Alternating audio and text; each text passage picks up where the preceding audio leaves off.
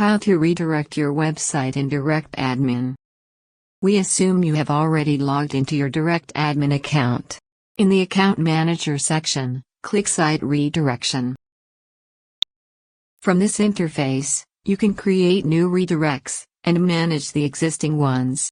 Click Create New Redirect. In the local URL path, enter the URL of the page you wish to redirect away from. Select the redirect type from the drop-down list, keeping in mind whether you want to redirect the above URL permanently or for a limited time. In Destination URL, enter the URL of the page you want the visitors to be redirected to. Once ready, click Create.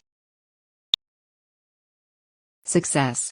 We have set up the redirect URL. We can delete or manage this redirect from this interface. We will learn about it in other tutorials. Thank you for watching.